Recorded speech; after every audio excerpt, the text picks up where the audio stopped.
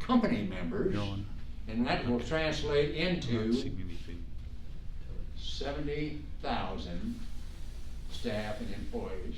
So when you remember that chamber, that's the number of contacts that you have. You'll notice that we've got over 300 events, just like this one, that are held every year. And the contact information regarding the chamber is right there. PDN stands for Personal Development Networking. And it is one of the committees and one of the events. This one is held every month on the second Wednesday of the month. And we have some top-notch speakers. I'll show you some of those in a minute. We focus on physical. Retta Laughlin will have something on health today. Mental, like improving your memory. Business, all aspects of business, planning and goal setting and marketing and sales, administration, leadership, okay? And finally, networking. We have networking tips every time that we have a session here. This is just some of the speakers. Some of you will recognize some of these individuals. Many of them are national, international top speakers. So, first speaker we're going to start off with is yours truly. I've got two, maybe three things that I focus on. One is connections. That's networking, and networking is a way that we're going to. You okay? It is a way that we're going to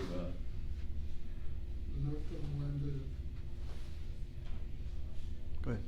process today. So, Joe, we're going to hold it a minute and see if we can get rid of this in the middle.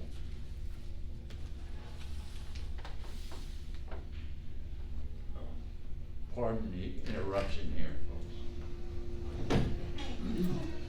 We were waiting until, put your card in there, would you, Victoria? Waiting until Victoria got here. Yeah. Thank you.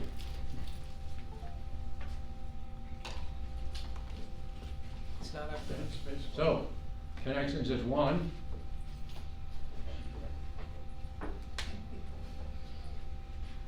Great.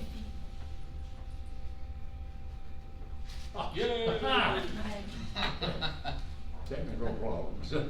The second one is wellness, and I've got interest in maintaining great health. And I guess you could say the third one is probably politics. But what I'm going to talk about today is an upcoming book that's called Mentored by Millionaires. So would you agree with me that their income equals that of probably the 5 closest people that you associate with? Can we read that okay, Jerry? Okay. That everybody needs a mentor, that we are what we think about. So ask yourself, who do I spend my time with? How do I spend that time? What books are in my library? What are my goals? And what do I need to change? And what am I grateful for? The first millionaire, and I failed to meet this individual face to face, but Antonio Scorinino. You probably know him better as Charles Atlas. Charles Atlas was the world's most perfectly developed man. He won that title several times. I lived on a ranch 25 miles from the nearest town, rode a horse to school. Had very little contact with the rest of the world, so I read a lot of books. My mother was a school teacher. I sent off for a course from Charles Atlas.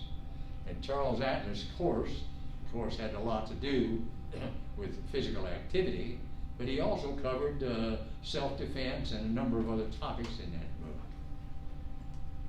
When I was a teenager, I got involved with the sport of judo, Judo. My first instructor was Roy H. Pop Moore Sr. He was 64 years old. God, I thought he was an old man. He didn't look so old now. But anyway, I was an athlete, a coach, an official. I refereed international tournaments. I was a officer and a member of the board of directors of the national governing body for the sport of judo.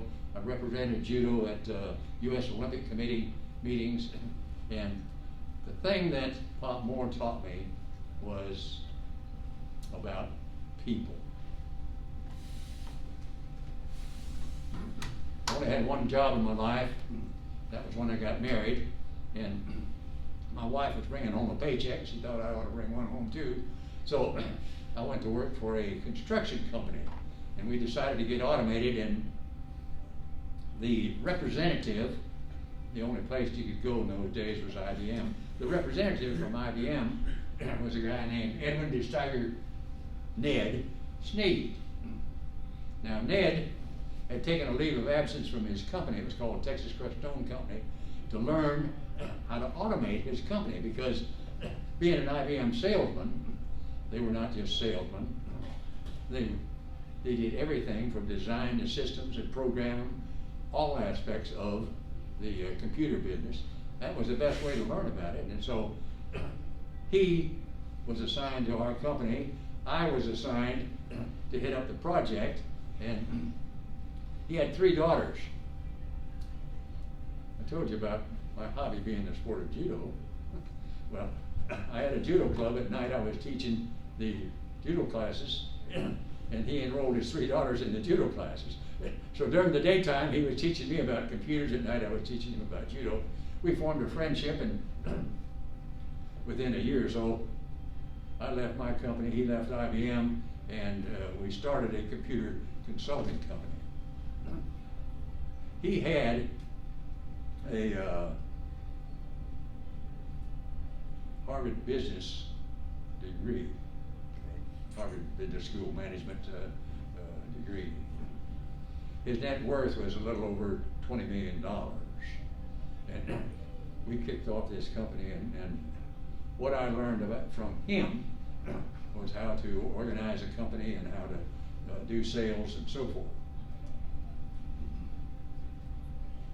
One of my, and Ned was kind of like a big brother to me. One of the individuals I came across was Robert G. Allen, that wrote numerous books. Anybody know about Nothing Down, real estate? He wrote, I think, half a dozen or more best-selling books, and one of the books that he wrote was called 1 Minute Millionaire, and it's co-authored with a guy named Mark Victor Hansen. Bob had never met Mark Victor Hansen, but he wanted to, and he found out that, and they both lived in San Diego, he found out that that Mark Victor Hansen was flying to Seattle to make an appearance. So he bought a ticket on the same plane, and when you're flying first class, people are very amenable to you moving around and trading positions and so on. So he got seated right next to Mark Victor Hansen, and he had a couple of hours to talk to him about writing a book together. And this book was the product. Someone, lucky person today, is going to get it. It's the first time a book was ever a bestseller in fiction and nonfiction at the same time. If you look very closely in the back of the book, you'll see my name as one of the promoters of that book.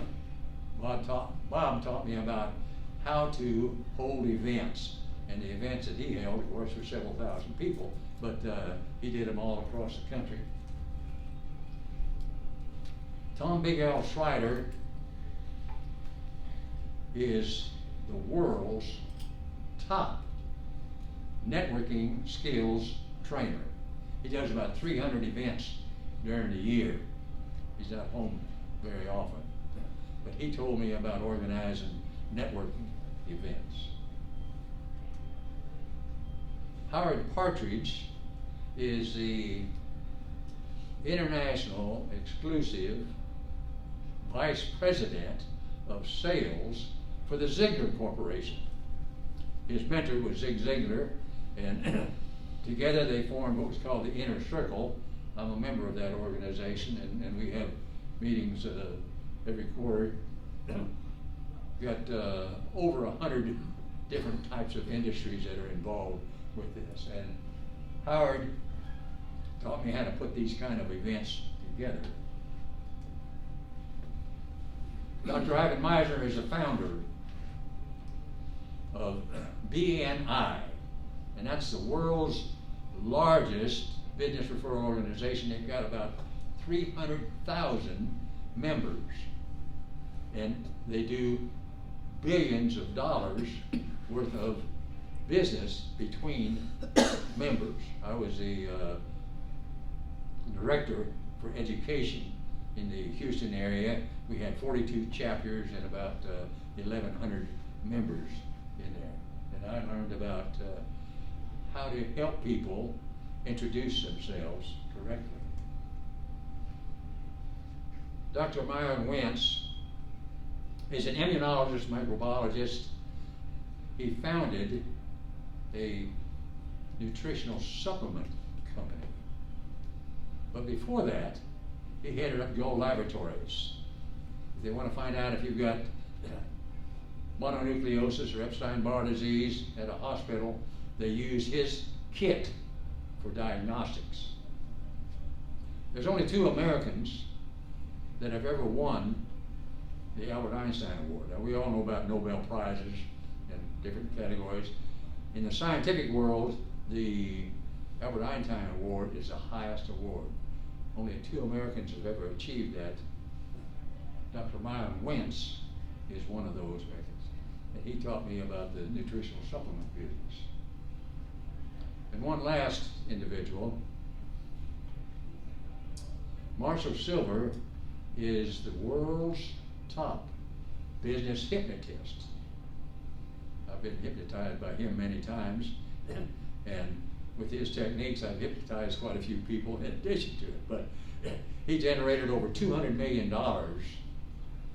in the past few years, and he taught me how to put on large events. I had a organization called the Texas High Achievers, and I had the ballroom of the downtown Hyatt, where we had 300 or 400 people at a time, with top speakers coming in. So this is some links to various talks that you might have an interest in, and because we're recording it, you'll be able to pick up that information.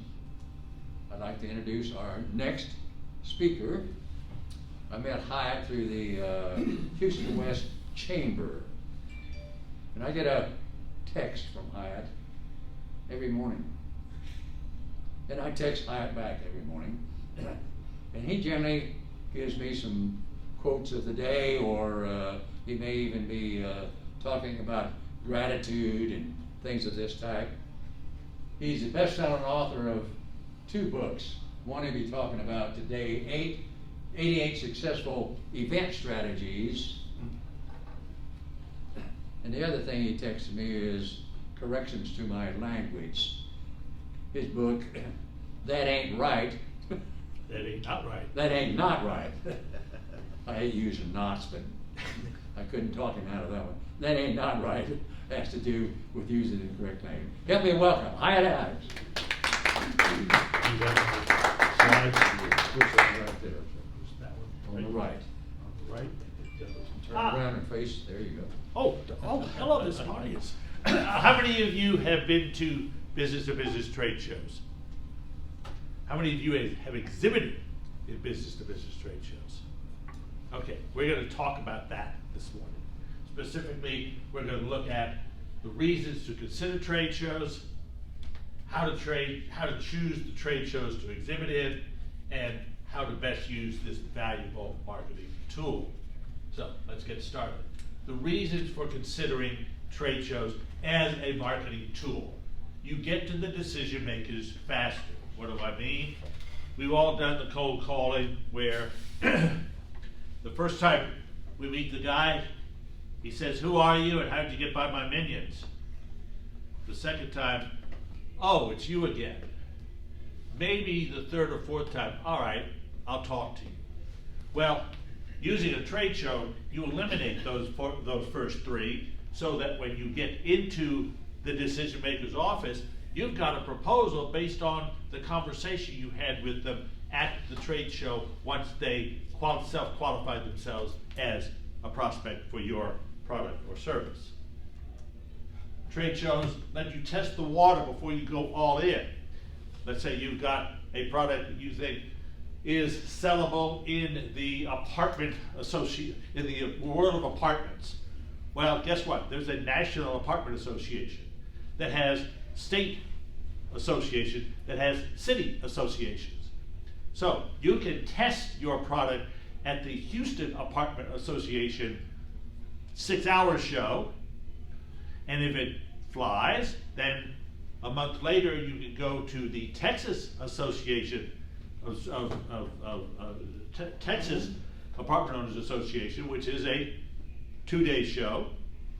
And if it flies there, you can go to the National Apartment Association, which is a 3-day show. And obviously, the market grows in each one of those. It lets you do research on the prospects, competitors, influencers. At most trade shows, all trade shows, the exhibitors get to go into the hall as much as an hour and a half, 2 hours prior to the delegates coming in. Well, guess what? I'm there when the doors open for us exhibitors. And I go look at my competitors' booths, because most people don't come in until 5 minutes before the show. So I go get to look at their stuff. I also get to talk to other exhibitors that are there and form some alliances and so on. So that's reason for considering trade shows. How to choose the right show? Guess what? Ask your clients, ask your prospects.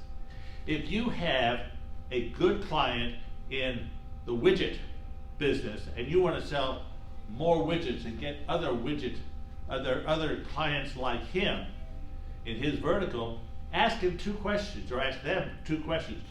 Where do you go to interface with your fellow compadres in this business? And second, where do you go to get educated about your business? And it can be the ABC Association for compadreship and the XYZ Association or Society for Education. Once they identify where they go to do that, then that's where you can go to exhibit. Look at seemingly ancillary opportunities. I have a client right now who has a product used by firemen from the time they leave the firehouse to where the fire is, where they can look at the schematics of the building, of the office, of the home before they get there, so they know what they're getting into.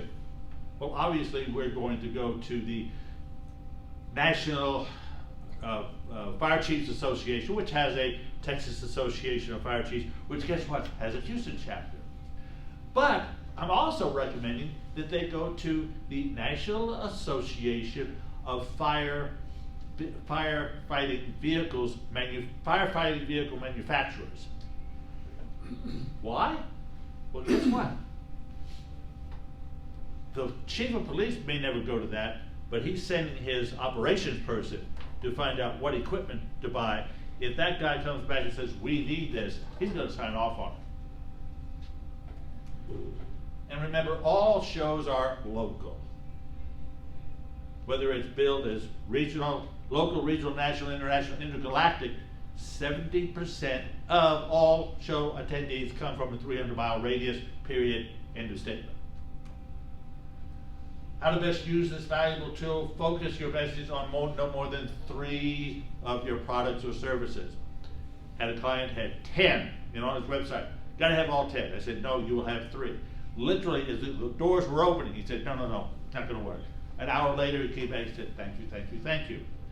We focused on his 3 top money makers so that instead of somebody coming in and saying, oh, tell me about number 7, not realizing that was his lost leader, he was able to focus on his top 3, and then when they asked, oh, can you also do this? Yeah, sure I can do that. Make your presentation product specific and audience specific so that when you do a presentation, it is geared to the audience that you were talking about. And every show will have its own 1-page, front and back, audience specific, product specific support. And have a CRM program, have a follow-up program before you go. I have a client that as he has finished putting his booth together, he'll put the booth behind him and say, thank you for coming by the booth, really enjoyed visiting with you, we'll get back to you soon. What does he do? After somebody comes by the booth, he sends that to them. Hello. That's part of your CRM program, but that's the kind of thing you have to have put together in advance. All right, some lagniappe before we run out of time here. Booth size and location. A 10 by 10 end cap booth is perceived by the viewer to be 40% larger than its 10 by 10 inline compadre. Yes, it costs more to get an end cap booth, usually about 10% more. It's perceived to be 4 times more bigger. I ain't not good at English sometimes. So it's well worth investing in that corner booth. Also, a 10 by 20 booth is 4 times as rememberable as a 10 by 10. So if you want to appear to be larger than you are, get a 10 by 20 booth. Audience location, that's 70-30 again. And budget estimate. How do I figure out what it's going to cost me? Take the raw cost of space. If it's a $500 buy-in, be prepared to spend $1,500 to make the show happen. Likewise, if the raw space is $1,500, be prepared to spend $4,500 to $5,000. So, there we have it. Here's who I am, and what questions might anybody have? We're in the last minute. What other questions can I answer for you? Yes, sir. Is there a certain place that we could go to see all the types of events that are occurring, or is there a two quick answers. Go to the NRG website and the GRB website. They listed, in fact, they subdivided by public events, private events, and so on. And then also go into the association if you're looking to do something in medical, in high wire acting, whatever. Go to the association, and they'll tell you where their operations are. I will do Thank you, sir. Appreciate that. So, how many of you knew what lagniappe? Look it up. I had to go look it up. Yeah, I was looking at the slides ahead of time here. Yeah, and it means just going a little further, a little extra, for free. It's the powdered sugar on your beignet. Right. Okay, next we want to call on Newell Cheatham, I knew Newell, from a networking event that he hosted. It's called the In Houston Katy Premier Business Networking, and he has that event on the 3rd Tuesday of every month. I've been to most of them over the 14 years that he's been hosting this event. So help me welcome Newell Cheatham.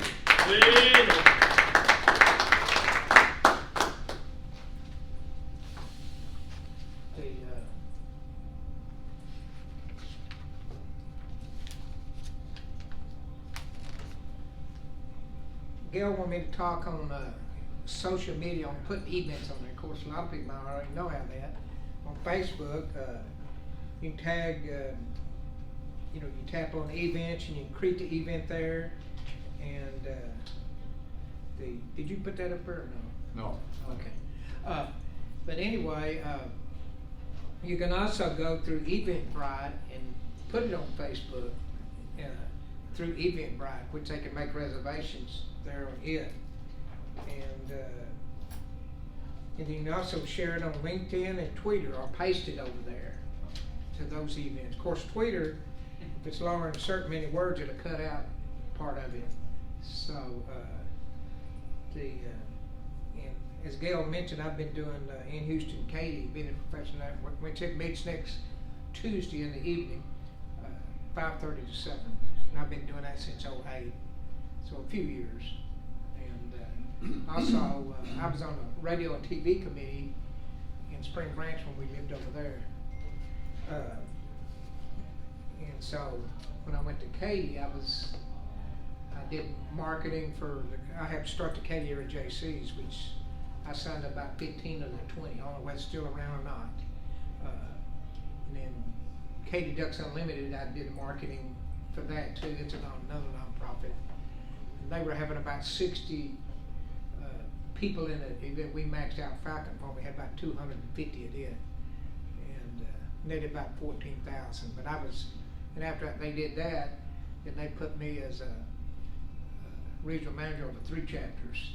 And I served also in the Ducks Unlimited State Council for a few years there on that too. But anyway, I've been involved, and then the Katy Economic Development Council. It used to be involved just in the Katy Chamber, and I served on that committee before they had paid people. The guy that chaired it in the chamber, Katy Chamber, he also was vice president of it, Katy Numpty, which brings in a lot of business into Katy. And I'm real active in Fulshear Katy Chamber of Commerce, and I'm a wrangler with them, which welcomes people. And I think we had about 3 or 4 people in here that were over there today. 1, 2, 3. It was 3 of us there today that come to this meeting here. 2 of us were speakers. But anyway, I had 2 or 3 networking events a week, and anyway, you're gonna learn a little bit of stuff from everyone. I have a copy of that if anybody wants one. So that's about it on me. Okay. Oh, and I'm giving everybody a little gift, 10% off my design fee. If you or your friends want to have something designed. I design commercial and residential.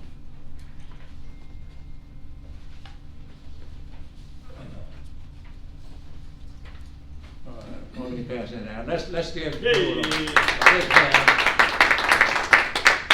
Our next speaker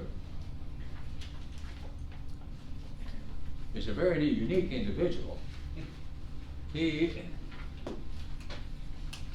is a humorist. More so, thank you. Get in the picture.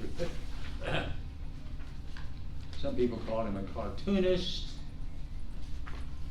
Some people have some other names that anyway, one of the things that I attend another networking group called Katy Business Connections, and Bob is a facilitator at that group. But one of the things that he has produced is a book that's called Shut Up and Draw, and I understand this admonition came from his wife, so he'll tell you more about that when he gets up here. But these humorous illustrations is what he focuses on, and many of the individuals that I'm acquainted with have had their caricature done by Bob. So let's help Bob. Welcome, Bob Dahl. Hey, Bob.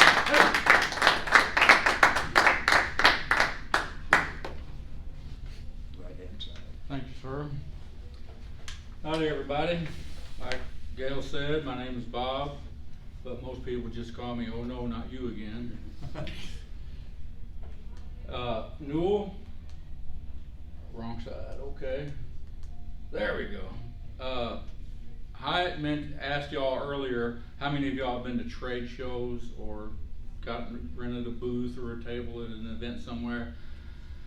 So if you picture this, you're at your table or your booth or under your tent, and you're just one of dozens, maybe hundreds of other vendors that are there. And all the vendors that are there are clamoring for the attention of the hundreds or even thousands of people milling around doing the things that they do at these festivals. And all the vendors have pretty much the same thing. They got these cheap giveaways, right? You know, cheap pins or magnetic calendars or koozies that they give in nice little plastic bags, and they're all saying, we're the best, we do it better than anybody, right? Well, then there's your booth. Your booth, there's a crowd around it. None of the others have that. You've got a crowd around your booth, and there's a line of people waiting to get your giveaway. And while all these people are waiting in line and gathered around watching what's going on, you're talking to these guys. You're building relationships. You're asking questions. You're getting names and numbers. You're telling them about yourself. And then when they finally get to the front of the line to get your giveaway, oh, they love it. They're delighted with this. Look at this. Look what I got. They show the people around them what you got, and they take pictures of it immediately, and they post it on social media. It's got all your information on it. And then they'll take that home, and they're not going to throw that away like they do all the other cheap giveaways. They're going to hang it up, maybe even frame it, put it in their room, and they'll make a copy of it, and they'll take it to work and hang it up on their office wall, and it's got all your information on it. And sometimes these people keep this giveaway for years, decades even. And people that walk into that guy's office will see that giveaway that you, with your information on, says, oh, that is so cool. Where did you get that? And he points right to your information. Well, what is that? Would y'all be interested in knowing what that is? This is what I do. This is the cheap giveaway I'm talking about. In your booth, you've got people coming around lining up wanting to get you could do anything. Real estate, insurance, you could sell shoes. It doesn't matter what you do. You got one of these in your booth, there's gonna come a crowd. It's gonna slow people down. All these guys walking throughout your trade shows, bored to death maybe, they see this picture of a guy doing this, and they're going to slow down and at least take a look. And there's going to be a crowd that develops. I also do them digitally. And just for your information, this gorgeous thing here is my wife. How lucky can Bob get, right? Well, this guy on the end, these are digital. These are the ones that I do at trade shows. You do 10 minutes at the most, okay? But these I'll spend about an hour on it, and they're clean, they're colorful. That guy on the end is Ken Ward. He wanted me to do his, and he used his as logos for his business with him and his two partners. He sells solar shingles. So that's just one of the many things. Chris Bryson, air conditioning guy, he hired me for the Home and Garden Show in Katy over the summer, and he sold 6 service contracts to the people standing in line waiting to get drawn. And that was a total of about $1,800 that he made as a result of people slowing down and taking a look and getting their picture drawn. So I'd say that's a pretty good return. These are people that would have otherwise just walked by. So you've heard the expression about the starving artist, right? Well, let me tell you some humorous things about it. What do you call an artist with no girlfriend? Homeless. An artist is ahead of his time and behind on his rent. Working as an artist has a lot to do with being unemployed. You can make a killing as an artist, but you can't make a living. And this is my favorite. Every woman wants an artist on her wall or on her shelves, but not in her house. The starving artist conception. It's not something I've experienced. And a starving artist got that way because he or she will paint or draw something that he or she wants to draw or paint and then try to sell it. That's the key to failure. You tell me what you want, I'll draw it. Chances of success are much better. Yeah, and when I tell people I'm a cartoonist, they're like, huh? What? Did you say I thought I heard you say you're a cartoonist. Yeah, I am. How I got into it, some of my early influences were Charles Schulz and the Peanuts gang, and this guy, he's not just a good artist, he's also a very good writer if you look at some of the stories he tells in his comic strips. And also Charles Schulz himself is a very interesting character. Herman was another one of my influences. His humor it just made me laugh so hard I cried. As a youngster, I grew up reading Mad Magazine and copying their art, and a lesser known is Cracked. Does anybody remember Cracked? Yeah, I used to eat that up. And even lesser known is this comic called Plop. It was weird humor and sort of on the dark side. So this is how my humor got around. And I had to ask myself, I'm 60, okay? And I've only been doing professional drawing for about 20 years. So do the math, I spent most of my life not realizing, hey, dummy, people will pay for this stuff, okay? And so I decided, well, if somebody pays for it, I'm going to do it. But how realistic is it for a person to be able to make a living as an illustrator, humorous illustrator? You know, I mean, there's people like Charles Schulz and Walt Disney. Those are the 1 in a million guys. But how can a working stiff like me just pay the bills and put food on the table, support his family as an illustrator? That was a better question. So I went online and I started researching other people who do what I do. Can they make a living doing this? Can I make a living doing this? And I came across people like Tom Richmond, Hugh McLeod, Austin Kleon, George Williams. These are all people that you probably have never heard of, but if you were in the industry, you'd know. And these guys are doing exactly what I do, and they're banking it. They are doing very well for themselves. So I decided, okay, I was doing it. So when I'm drawing somebody, one of the most, that's that breakfast I just ate. One of the most common questions I get is, I wish I could do that, or one of the comments. So I decided, well, if so many people ask me this question, how can they do it? I decided, well, I'll just start teaching class. And in particular, before the COVID epidemic came, I was teaching people how to draw once a week in class. And that's something else I do as an illustrator. I also do motivational illustrations for memes or posters. I have a website online that sells things like this, and I also do lots of humor. Needless to say, lots of humor. And since today's Wednesday, I thought I would put that up there. I also do some basic illustrating for basic business practices. That's probably the truest one I've ever written. I also have, like I said, my online merchandising. I do t-shirts, coffee mugs, posters, framed artwork, prints of the stuff I do. And recently I just started doing caricatures for people as superheroes. And I would put that caricature on a replica of a comic book, of a real comic book. And until I get a cease and desist order from DC Comics or Marvel, I'm going to keep doing it. Then I'll change it up a little bit. And I've also written a book. All those names that I gave you earlier, they all have one thing in common. They've written the book. So I wrote Shut Up and Draw.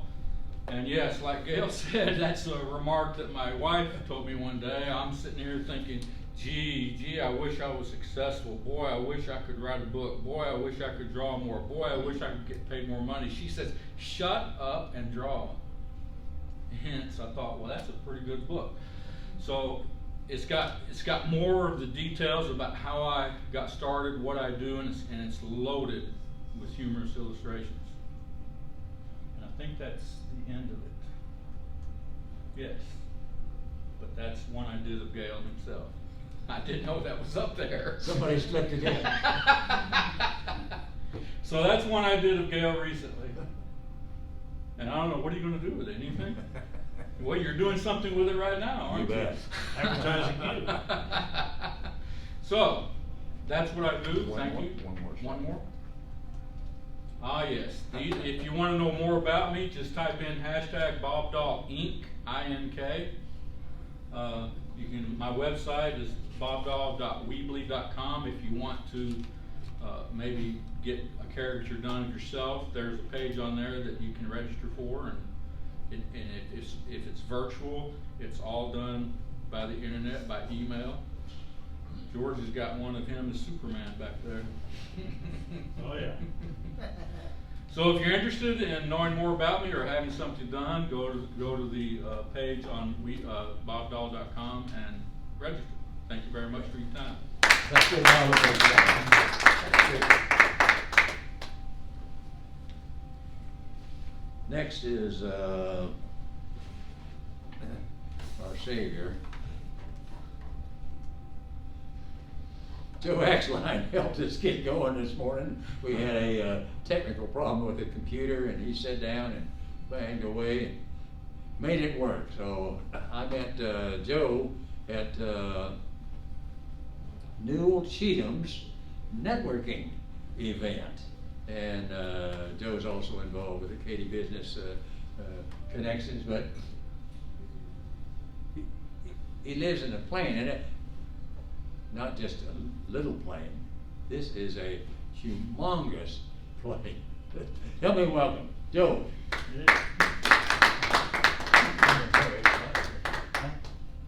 You have any slides?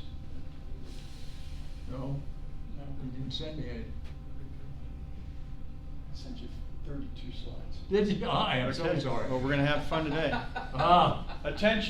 Attention business owners, this is your captain speaking. Fasten your seatbelts as we prepare your business to take off. Hi, I'm Joe, your captain of online reviews. Give me a thumbs up if your reputation is important to your business success. Excellent, excellent. Hands down, my clients say I'm the best at getting 5-star reviews for their business. So, we'll get started here. We'll have some fun with this. My project started when I was 13 years old. There was a show called The Magician with Bill Bixby who came on, and he was really cool. He would use his magical skills to solve the crimes. Then at the end of the show, he would drive his Corvette into the back of his airplane and fly to the next city. And at the age of 13, I thought, man, that is great. I like magic, I love Corvettes, and of course I love flying. So my dad was one of the very first pilots on Pan American to fly across the ocean.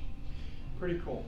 So at the age of 14, I told my dad, I said, I'd like to learn how to fly, so we started building a man-powered airplane, which is really cool.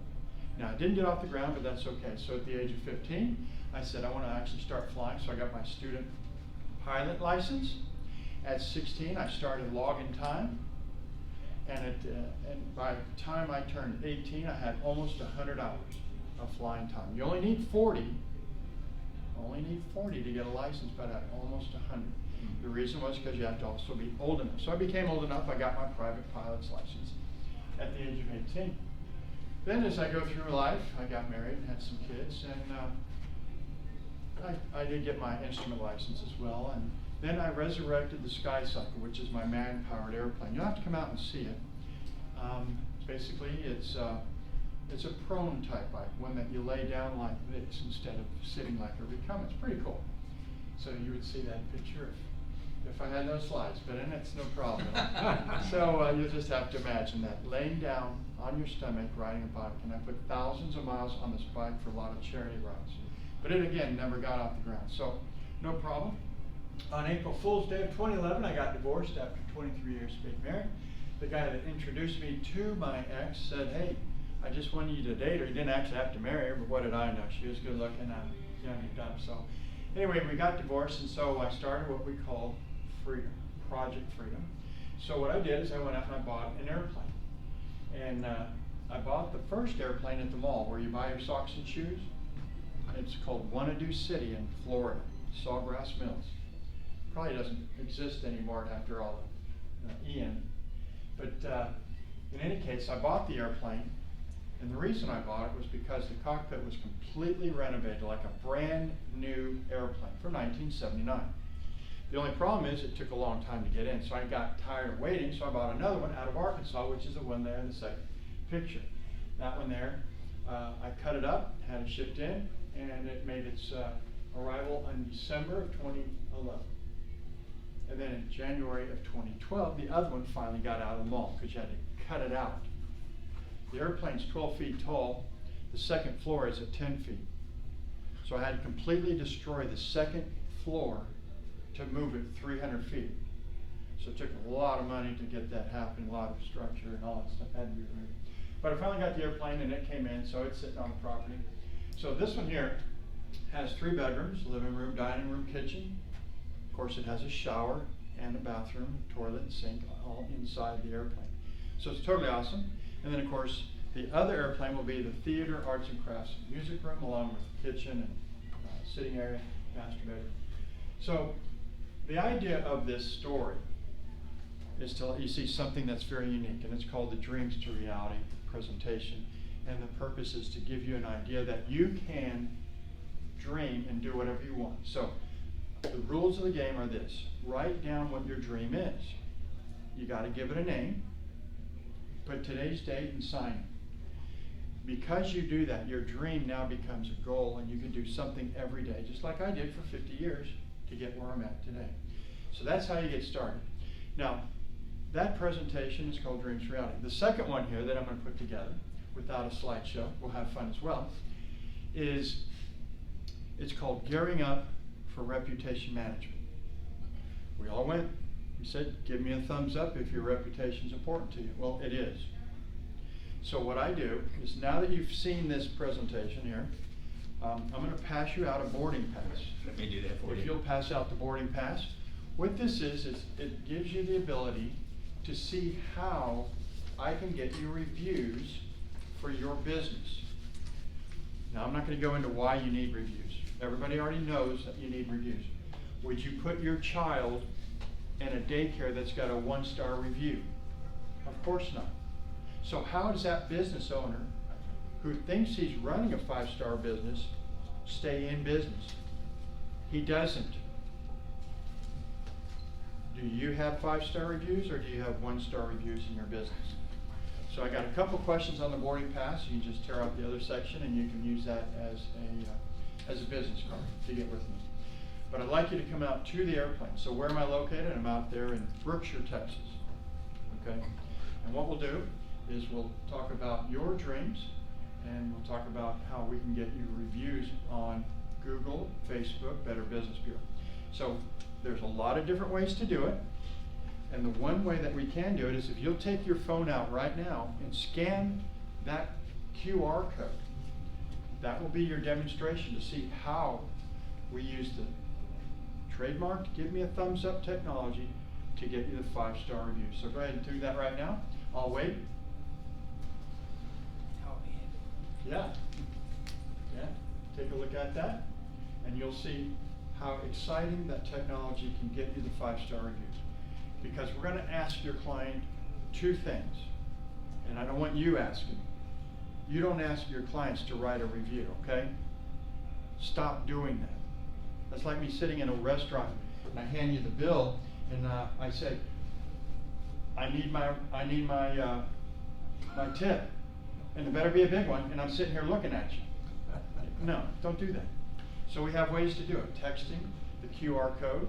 We also have emailing, drip campaigns, a lot of different ways to do it. So no problem at all. And here's what we would do. And here's what you should see when you click on that link. You should see that, did you have a good experience? And there's a thumbs up.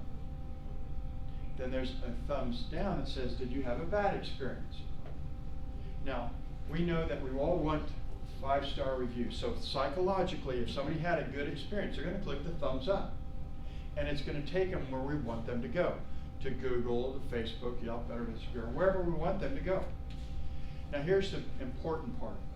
If they click that they had a bad experience, what pops up is a form that allows them to vent about the bad experience that they had. I mean, for example, if you ever gone to a great restaurant, I mean, I say great, you go in there, the food is good, the waiter's good, the waitress is good, the food's good, but you're freezing cold in that room. What do? Well, if you have my system, you would be able to say to the manager by filling out the form, hey, the place was cold, it was uncomfortable.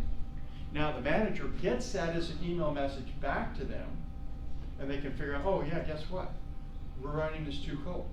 So the purpose of reviews is great. Yeah, getting 5-star reviews is important because it'll help your ego.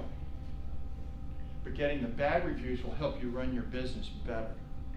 It'll fix the problems that you would have never, ever known. And as one of my clients, an architect, just like you, I have another one of the very first clients, he got his very first thumbs down. He called me up, he freaked out because he thought it was on Google. No, it's just an email. Read it and delete it, dude, no problem. But I didn't do that. We sat and we talked about it and said, okay, here's your problem. You may be a great architect with 3-dimensional drawings and all that walkthroughs and all that great stuff, but he had piss poor communication. He didn't tell the client what he was doing next, but he would have never known that if this client hadn't responded to the request for the review. By the end of the year, he got not only that job finished properly, he got another job for $15,000 later that year, and he told me at that time, Joe, I will always be your client, and he is. Matter of fact, in January this year, he called me up and said, my credit card number has changed, I need to make sure you've got my correct credit card. So that is really what 5-star reviews is all about, helping you improve your business. All right, I did it without slides, how about that, huh? So, we're going to get the slides from Joe, and we're going to include it when we mail this out. Next, we want to call up on stage.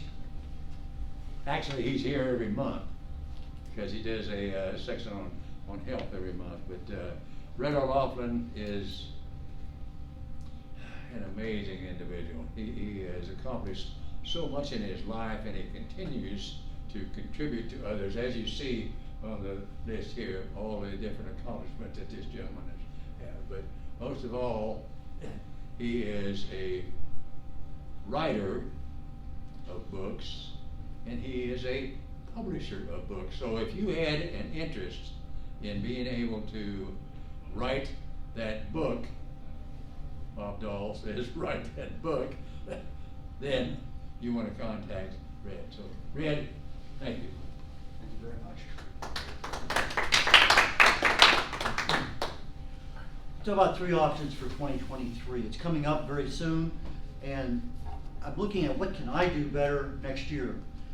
I came up with 2 things from a health perspective and 1 from a business perspective.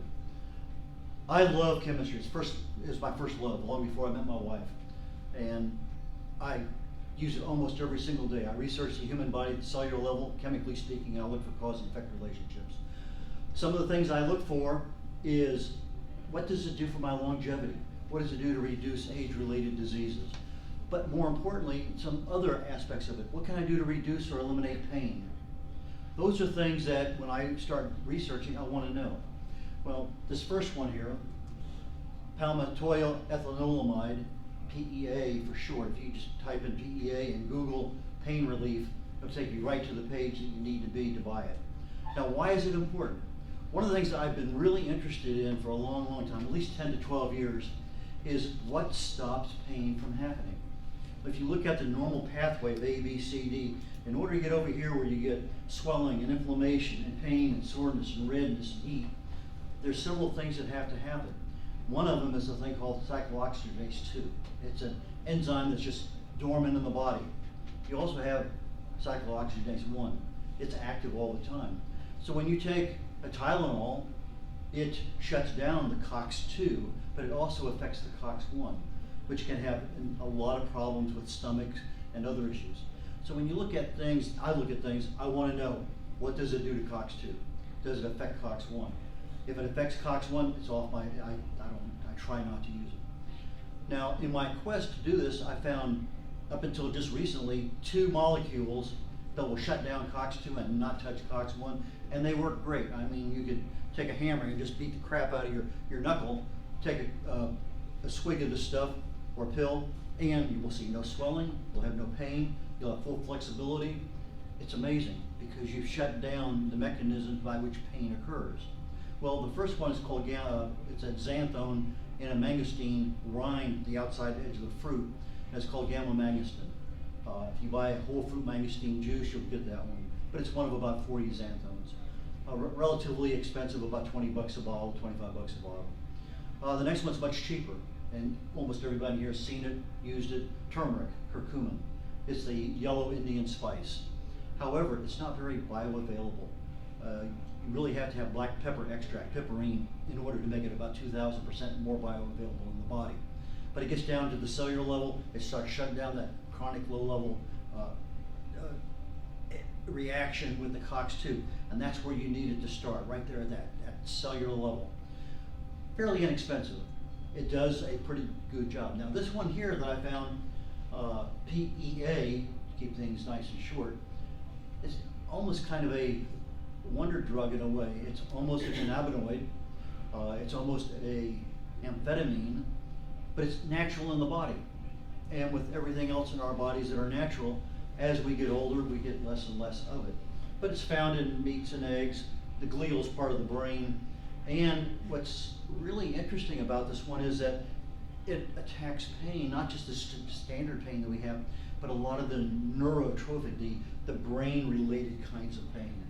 But as you say, non-addictive, no side effects, doesn't have any other interactions. Always good things to see when you're trying to take something. This is over-counter. One of the things that when we went the last couple of years with the coronavirus is our immune systems get really overactive. PEA is one of those ones that kind of damps it down and keeps everything normal. However, as our PEA levels go down, our pain levels rise because there's nothing there in the body to help fight that cellular level pain. So if I'm looking at something that's both chronic all the time and neuropathic, now I have something that works exceptionally well. And the wide range of biological conditions, this thing, I just pulled out a few of them here.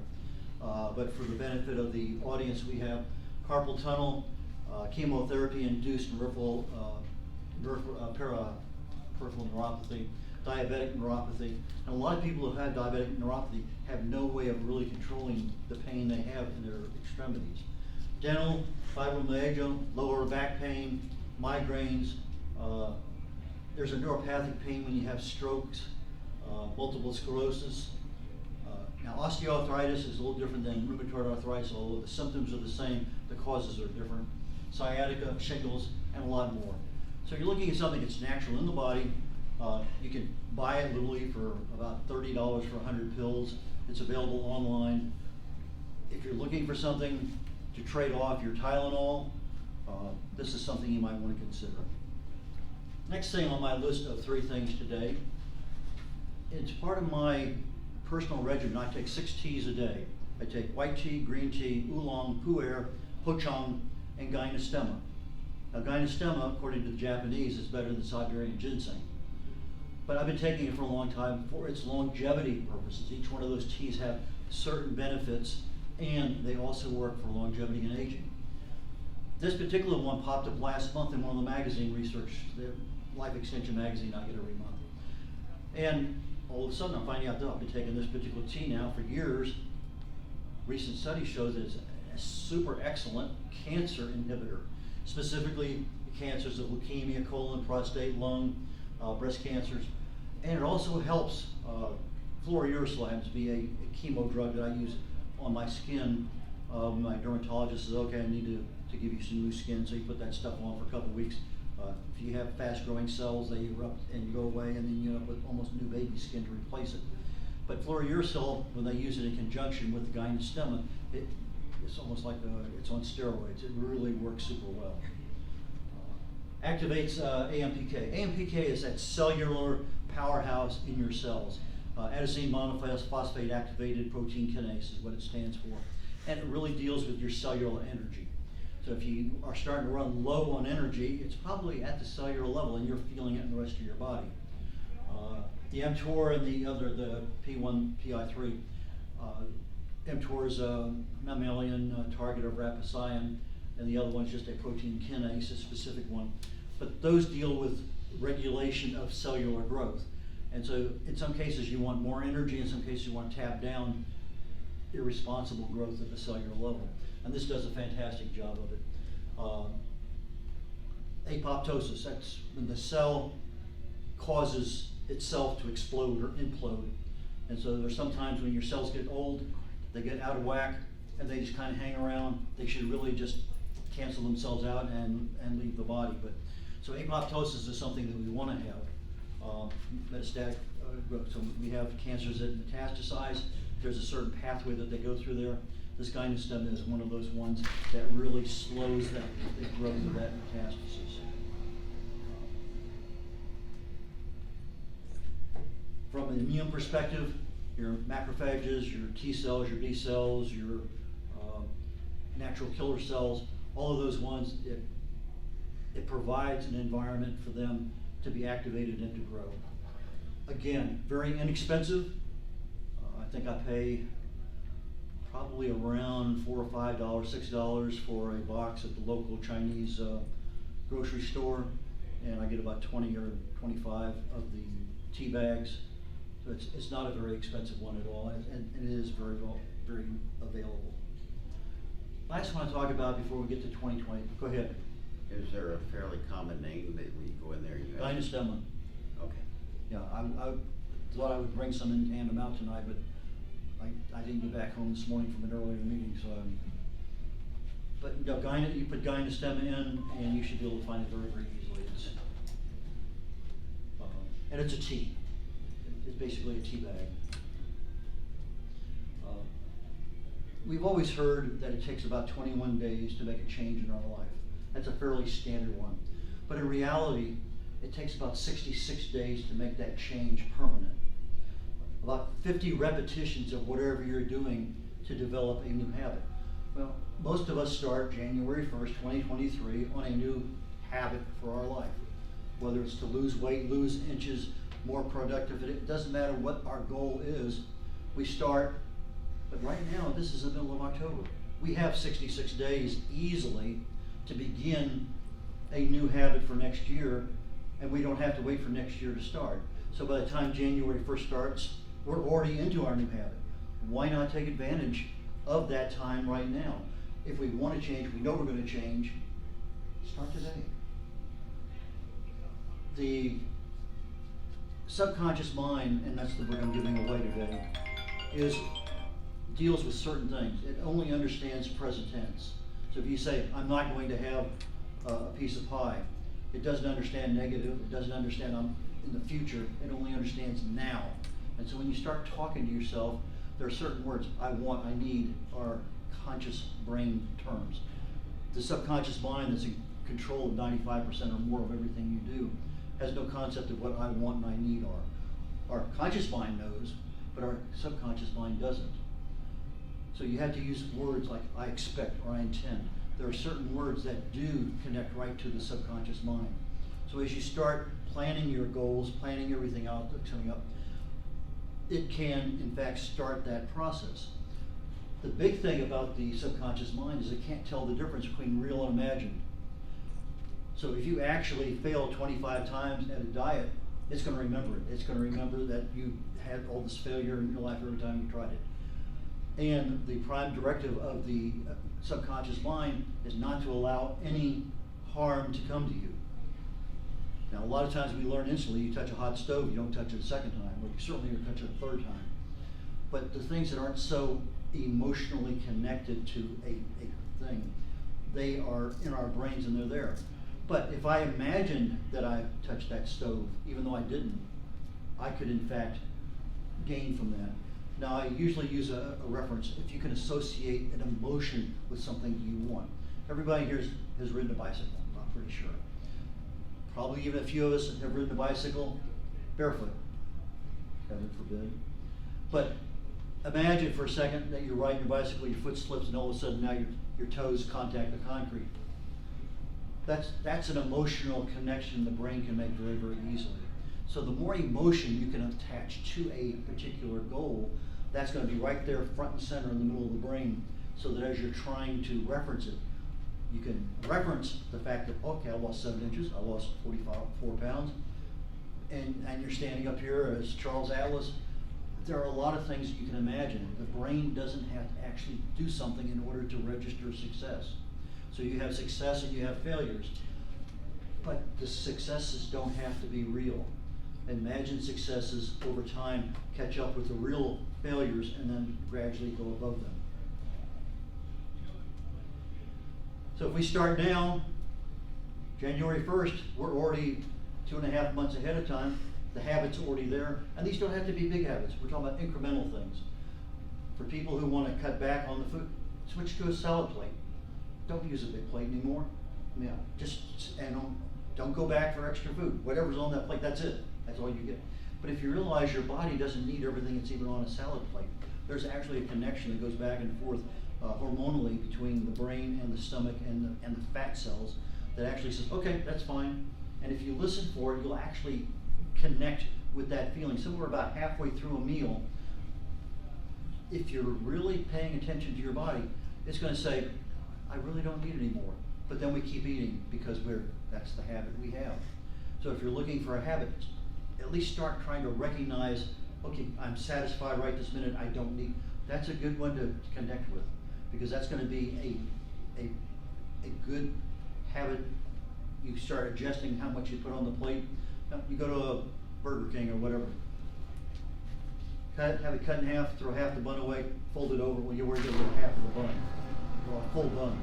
So there's a lot of ways you can cut back on it. Take the French fries, put them on the plate, put the rest of it away. You don't have to have every single thing that's on that plate. If you go to a restaurant, get a doggy bag, split it down the middle, take half of it home, it's another meal. But there's a lot of things that we can do. If I had to say something to really and truly start out today, pick one stress management option, whether it's smiling, whether it's breathing, whether it's just a relaxation method, but take and concentrate on your stress management. It's free, it only costs you a little bit of your time, and it's something that will pay back big, big dividends in your health down the road. And that is where I'm at right now, and I do have a book that I'll be giving away before everybody leaves. You bet. Let's start off with the giveaways. So, Red, if you would, draw the first giveaway, and that's going to be Okay, this one he's already left, so I'm now down to just basic Minute parts. Millionaire by Robert Allen and Mark Victor Hansen. And I'll sign that book for you. Okay, we have John. Hey, John. You already had that book, John? Actually, I do. I thought you might. That's right. Let's give you one of Red's books then. Well, Yeah. you have a choice of Oh, that one, or you have a Okay. choice of my book here. Either one want. So if you want one of those two, come over and grab it, and then we'll, whichever ones are left over after that. Alright. So let's see if I can pick out another and one. drawing again. Okay. And this one is custom design, interior, exterior. Yeah, that's me. Okay. I already have that, I'll take that one. Okay, and I'll put your name on that one. And then the last one, we have Jerry Cooper. Oh, you haven't read this yet. Okay. I've read it, but don't have it. I may have to take it. Okay. Very good. N-E-W-E-L-L. All right, let me go through. Huh? N-E-W-E-L-L. How many of you are getting the Connections Now Put the newspaper? date in there. Most of you? Okay, good. We'll make sure you all do. Thanks. Katie Business Connections is every Wednesday. I was there this morning, so was our facilitator, Bob Dole. The Senior Estate Concierge meets second Tuesday. We had it yesterday, in fact. And when you get this, well, the recording will be right there for you. This is the one that New Cheatham was talking about, the in Houston Katy Premier Business Networking event. And that's coming up next Tuesday, so be sure and join that one. On Wednesday, the WOW win on Wednesday. Houston West Chamber of Commerce meeting, used to be Rising Rhine. CBFA meeting, they have, I think it is 4 or 5 of those meetings a month at different locations. And Thursday, the Conservative Leaders Forum, if you have an interest in meeting some of the conservative candidates, that'll be there. You can contact me on that. Katy Christian Chamber, most of you know about Troy Nels, who is the congressman from District 22. This is his twin brother, and he's running for judge. Plus, he's got a book that's still on the bestseller list. Yes, Number 1. that's right. On politics. Toolbox Ministries, I'm sorry ladies, it's men only, but that's okay because it's going on right now. Got 7 minutes to get there. We've always mentioned the Boomer Connection. This is something that Hyatt Ivers was a facilitator for, and I'll give you a complimentary copy of Gut Matters, a great book on nutrition and health. And I want to thank each and every one of you. Newell, if you do me the honor, or Red. Shut it on. Thank you for coming. See you next time.